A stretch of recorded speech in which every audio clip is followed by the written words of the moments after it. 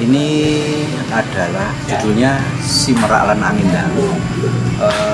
Ini adalah karya adaptasi jadi dari lakon Nyanyian Angsa karya Anton Chekhov yang kemudian saya alih bahasakan ke bahasa Jawa.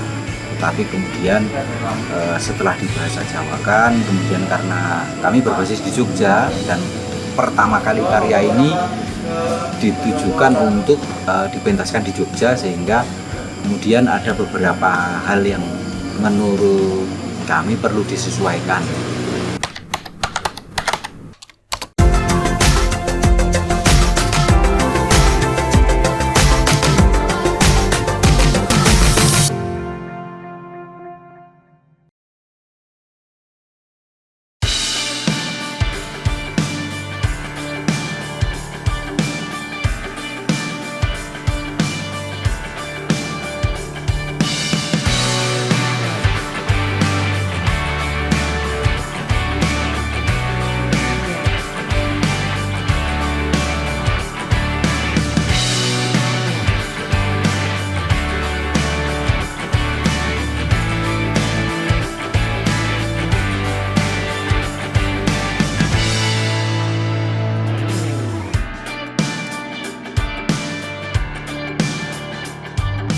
Ini adalah judulnya Si Merak Lan Angin Dalu.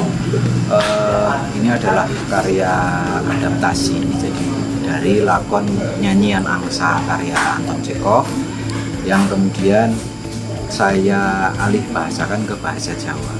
Tapi kemudian setelah dibahasa Jawakan, kemudian karena kami berbasis di Jogja dan pertama kali karya ini ditujukan untuk dipentaskan di Jogja, sehingga kemudian ada beberapa hal yang menurut kami perlu disesuaikan.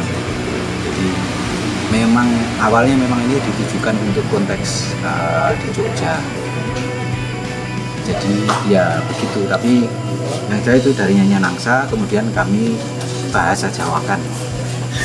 Isu yang diangkat dan hasilnya sebenarnya kalau isunya ya kita tidak menambah, hanya sesuai dengan apa yang di dalam cerita itu.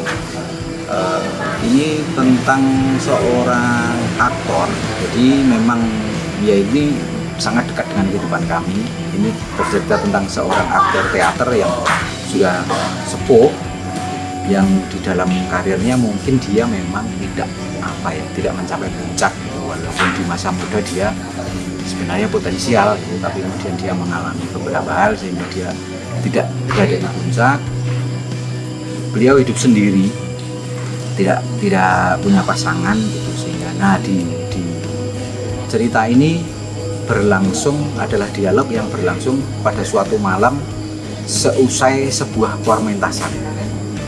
Jadi dia sebenarnya lebih ke seperti menunjukkan betapa aktor itu walaupun dia mungkin mendapat tepuk tangan, mendapat apresiasi dari penonton, tapi sebenarnya dia merasa terasing. Kalau saya baca di beberapa artikel review karya-karya ilmiah yang mengulas tentang naskah ini, dulunya Anton Chekhov pertama kali menulis itu kan sebenarnya cerpen. Kebanyakan analisanya adalah Chekhov melalui cerita ini ingin mengkritik penonton, justru ingin mengkritik penonton, di mana penonton itu ya bertepuk tangan, beli tiket, tetapi ya dia peduli sebatas ketika pementasan gitu, tetapi terhadap kehidupan pribadi si aktor itu penonton itu sebenarnya tidak peduli. Nah, si tokoh ini tuh merasa sepian, terasing gitu. Nah, yang itu yang kami lihat juga terjadi di beberapa orang yang kami kenal, baik di Jogja maupun di kota-kota lainnya.